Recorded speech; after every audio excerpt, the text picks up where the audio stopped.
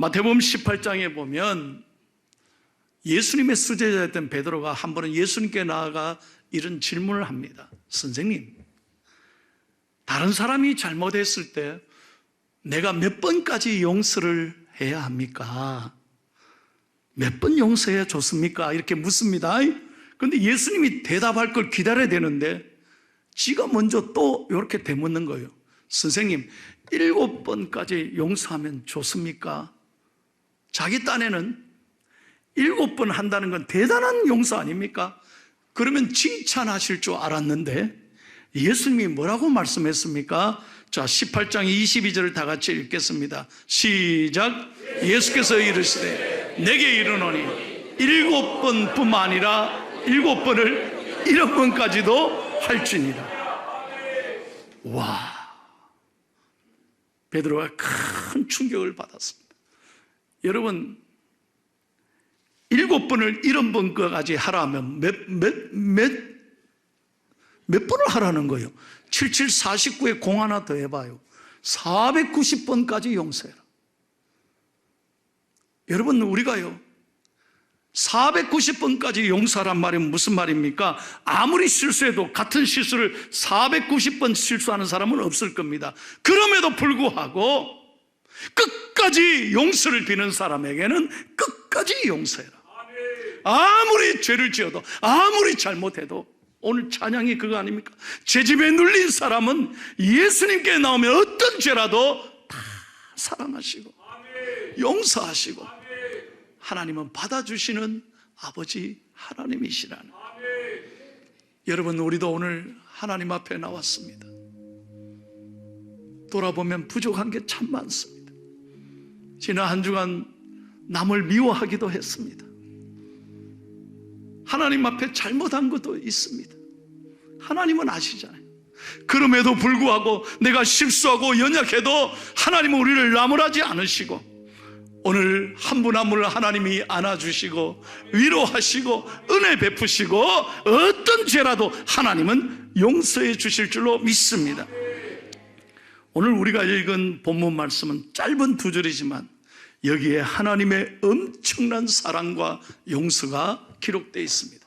자, 오늘 본문 말씀을 다시 한번 29절 30절을 다 함께 크게 읽겠습니다. 시작. 실로 하나님이 사람에게 이 모든 일을 제삼 행하시면 그들의 영혼을 구덩이에서 이끌어 생명의 빛을 그들에게 비추려 하심이니라. 아멘.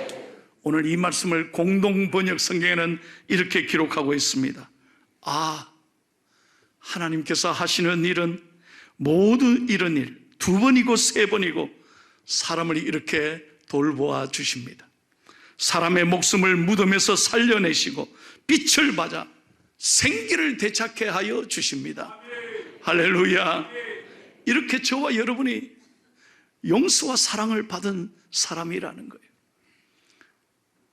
여러분 가운데 이 날씨도 좋은 날 교회 가야 되나? 뭐 한다고 교회 가노? 혹시 마음에 이런 불편한 마음을 가지고 억지로 할 수 없이 교회 나오신 분이 있습니까? 이래 제 눈을 피하지 마세요. 이래. 아닙니다.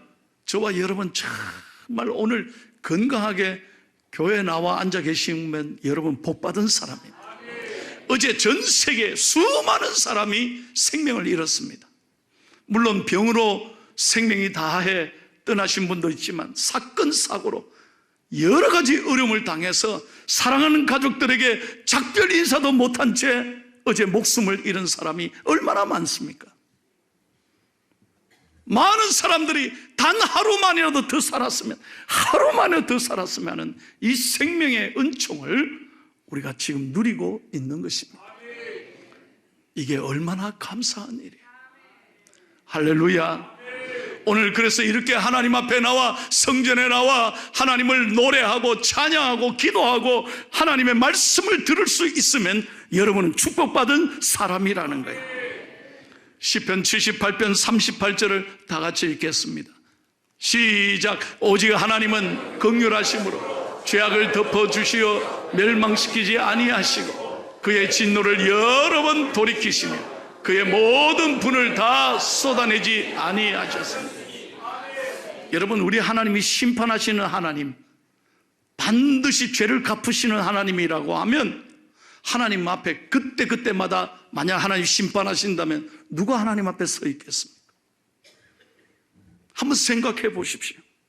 하나님이 우리가 잘못을 저지를 때마다 재앙을 내리시고 벌을 내리시는 하나님이라면 우린 여기 아무도 못 서 있습니다. 얼마나 우리를 부족합니까?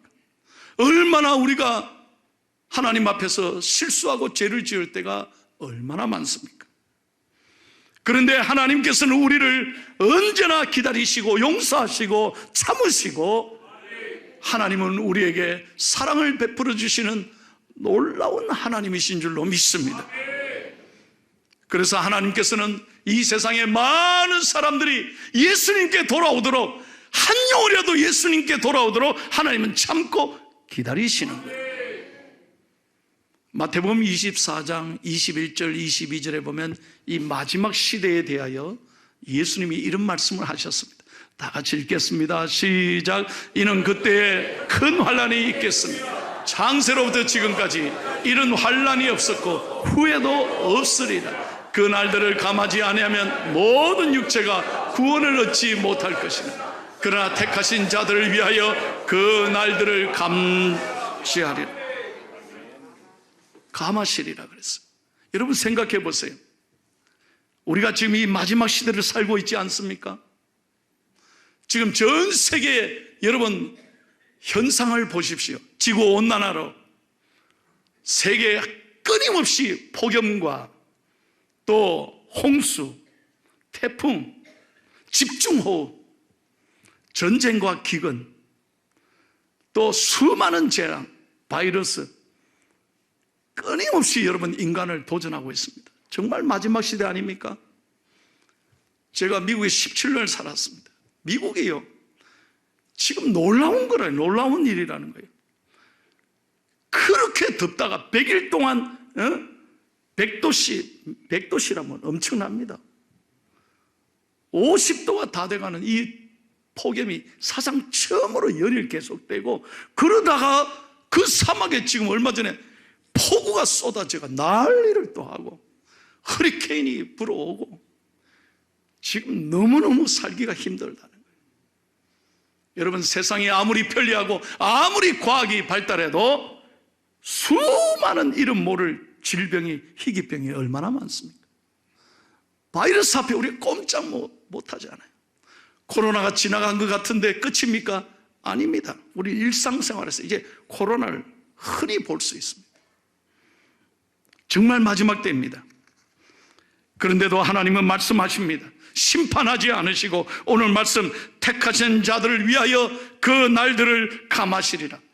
하나님이 참고 기다리시는 거예요.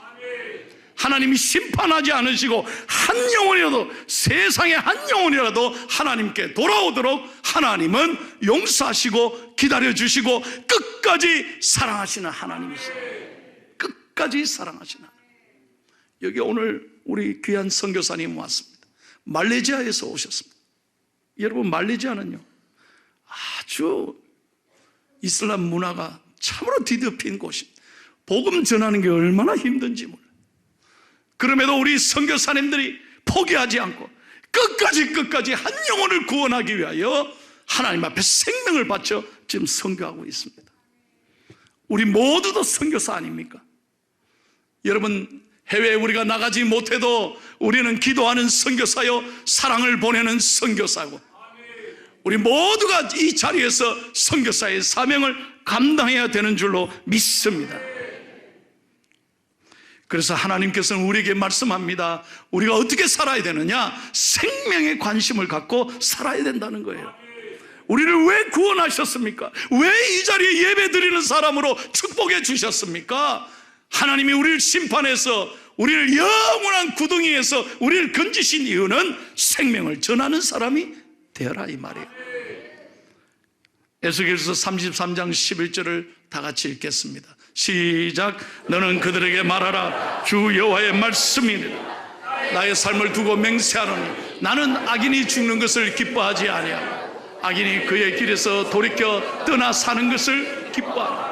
이스라엘 족속아 돌이키고 돌이키라. 너희 악한 길에서 떠나라. 어찌 죽고자 하느냐 하셨다 하라.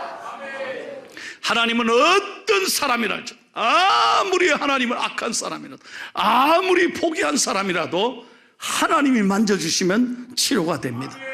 잘 들어봐요. 하나님의 사랑이 임하면 사람이 변화되는 거예요.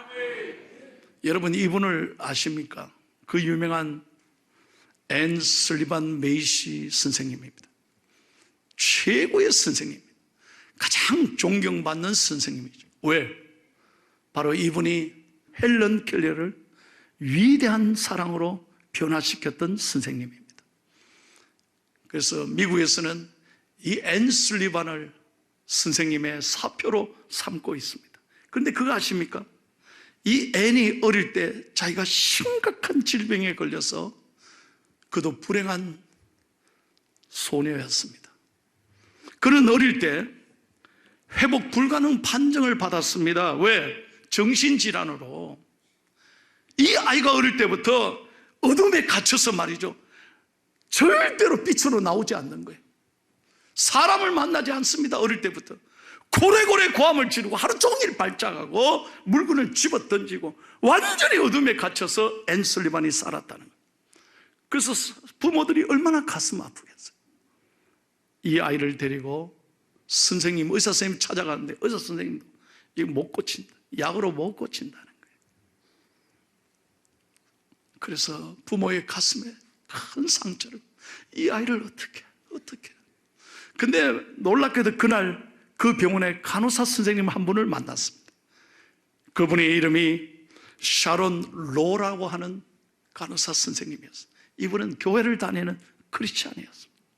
모두가 선생님이 부모가 포기하고 돌아가는 길에 이분이 이렇게 말합니다. 부모님, 내가 이 딸을 만나도 괜찮겠습니까? 괜찮죠. 그런데 우리 아이 너무 힘든데요. 괜찮습니다. 저를 방문하게만 해주세요. 하나님이 이 선생님의 마음에 감동을 준 거예요. 그래서 무려 183일 동안, 6개월 동안 이 딸아이를 찾아갑니다. 가니까 막 발작을 하고 고함을 지르고 막 때리고 물건 던지고 매일매일 소리 지르는 거예요. 그런데 그렇게 얻어맞고 그렇게 그 발작하는 가운데도 미소를 잃지 않고 이 앤에게 말합니다. 앤, 너 기억해. 하나님이 너를 사랑해. 하나님은 너를 포기하지 않아. 여러분, 183일 동안 매일 찾아가서 이 선생님이 이 아이를 축복하는 거예요. 놀라운 것은 183일 이후에 6개월이 지난 다음에 어느 날부터 조용해졌습니다. 하나님의 성령의 빛이, 사랑의 빛이 이 아이의 가슴에 덮은 거예요. 그때부터 이 아이를 하나님이 잠잠케 해주셨습니다. 이 아이를 변화시켰습니다. 6개월 만에 세상의 의학으로 방법으로 치료할 수 있는, 모두가 포기했던 이 아이를 하나님의 사랑으로 완전히 회복시켜 주셨다는 거예요. 그래서 오늘 위대한 앤 슬리반 선생님이 탄생하게 될 수 있었다. 여러분, 오늘 하나님이 바로 우리에게 주시는 이 놀라운 말씀이 여기에 있습니다. 이렇게 사람의 사랑이, 끝까지 포기하지 않고 자라가던 이 사랑이 사람을 변화시키듯이 하나님은 절대로 여러분을 포기하지 않으신다는 거예요. 내가 아무리 실수하고 부족하고 연약해도 하나님은 never give up, never give up, 포기하지 않고 끝까지 사랑하시는 좋으신 아버지 하나님. 그래서 여러분, 오늘 30절을 다시 한번 읽겠습니다. 오늘 본문 30절입니다. 시작. 그들의 영혼을 구덩이에서 이끌어 생명의 빛을 그들에게 비추려 하심이니. 아멘. 그들의 영혼을 구덩이에서, 영원히 죽을 수밖에 없는 죄악 가운데, 어두운 가운데, 엄부 가운데 하나님이 우리를 끌어올려 주셔서 생명의 빛을 비추게 하시는 것입니다. 이 구덩이를 히브리어로 하트라고 합니다. 영어로 하트란 말은 좋은 말이죠, 사랑. 히브리어로 하트란 말은 구덩이, 깊은 구덩이를 말합니다. 여러분, 사자를 잡을 때 어떻게 하느냐? 사람들은 깊은 구덩이를 파고 위에 위장을 해놓습니다. 그럼 지가 지나가다가 폭 빠져요. 깊은 구덩이에 빠져. 그런 다음에 공격하면서 그 사자를 잡습니다. 그 웅덩이, 그 깊은 구덩이를 말하는 것입니다. 어떻게 봐도 이래도 안 되고 저래도 안 되고 1% 가능성도 없는 그 깊은 절망의 상황, 깊은 웅덩이에 빠졌다 할지라도 하나님은 우리를 건져내시는 하나님이십니다. 시편 40편 2절을 다 같이 읽겠습니다. 잘 보세요. 오늘 우리에게 주시는 말씀이에요. 시작.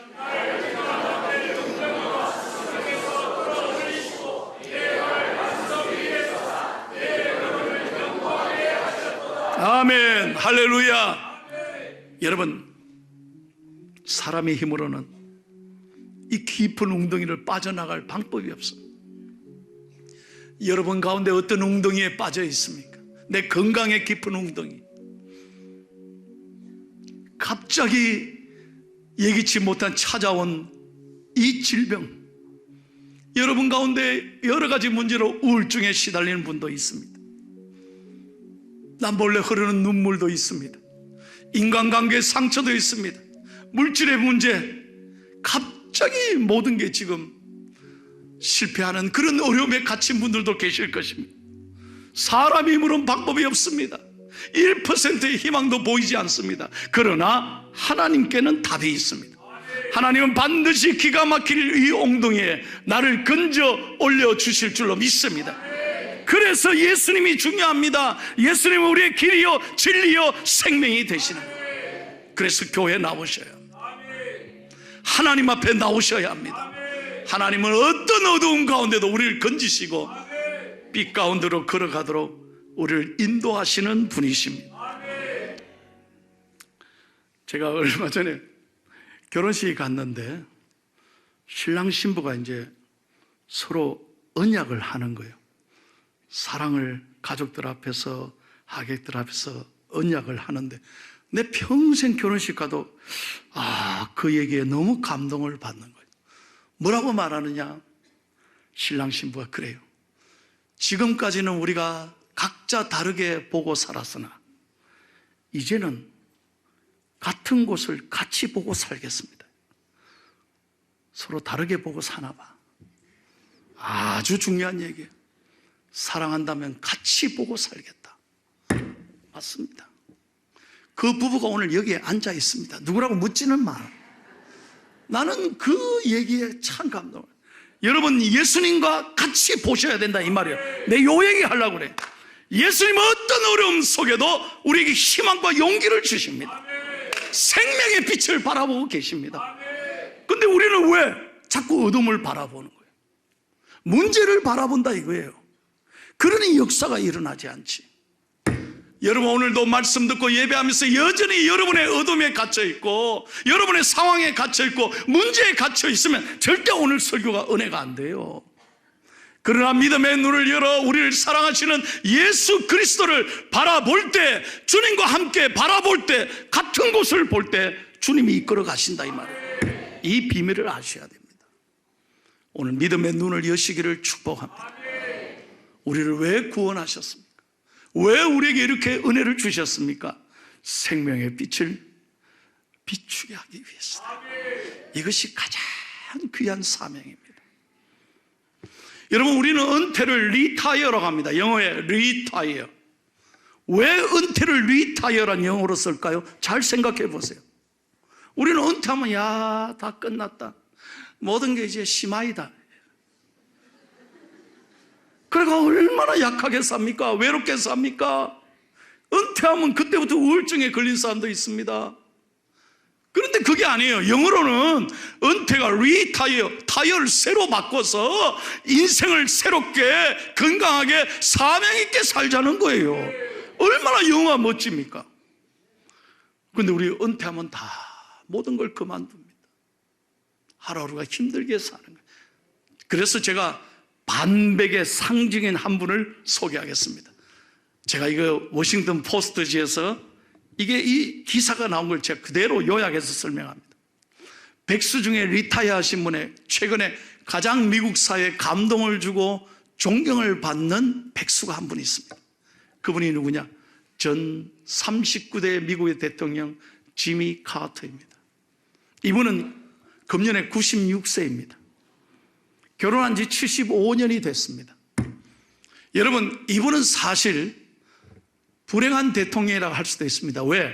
미국은 보통 대통령 하면 재임이 어느 정도 됩니다. 그런데 지미 카터 대통령은 재임에 실패했습니다. 그때 공화당의 주자였던 로널드 레이건에게 패했습니다. 그래서 대부분 8년 하는데 이분은 재임에 실패한, 어쩌면 가슴 아픈 대통령이 됐습니다. 그런데 보세요, 그렇게 실패했지만 지금은 가장 존경받는 대통령이 됐습니다. 내가 오늘 이 얘기 하려고. 왜 그렇게 존경받는 대통령이 됐느냐? 미국의 대통령은 퇴임한 이후에 엄청난 돈을 법니다. 왜? 어디 가서 강연하면 수백만 불을 받습니다. 자서전을 내도 수백만 원을 받습니다. 엄청난 돈을 법니다. 그런데 지미 카터 전 대통령은 일체 대통령의 지위를 이용해서 강연해서 돈을 받은 적이 없습니다. 자기의 목적은, 사명은 돈이 아니라고 말합니다.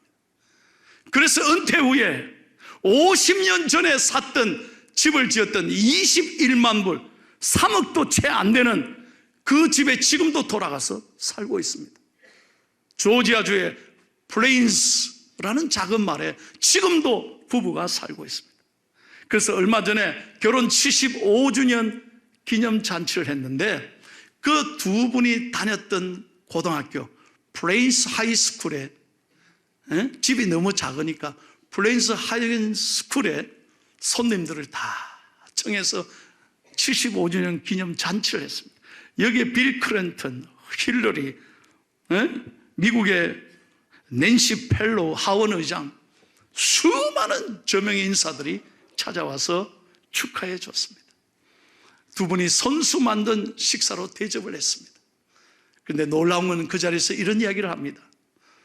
나의 관심은 돈이 아닙니다. 지위가 아닙니다. 명예입니다. 나는 주님 앞에 가는 그날까지 복음을 전하는 것입니다. 생명을 구원하는 이 사명으로 살아간다는 거예요. 그래서 나는 죽어도 대통령이 묻히는 그곳으로 가지 않겠습니다. 나는 내 고향에 조그마한 한 평의 자를 저희들 묻어주십시오. 나는 돈을 원치 않습니다. 어떤 명예도 원치 않습니다. 나는 이 땅에 사는 동안 하나님의 복음을 전하며 사랑하며 살겠습니다. 그래서 그는 퇴임하고 자기 고향에 돌아가서 시골에 옛날에 다녔던 교회 건강할 때까지 바이블 티처를 했습니다. 교회 학교 선생님을 하고 봉사했습니다. 그리고 은퇴 후에 수많은 전 세계 가난한 사람들을 위해서 무료로 집 지어주는, 소위 말해서 헤비타트 운동을 벌여서 전 세계 가난을 퇴치하기 위해서 앞장서서 일했고, 그 일을 통해서 하나님이 영광 받으시기를 원했고 복음을 전하는 놀라운 삶을 살게 되었던 것입니다.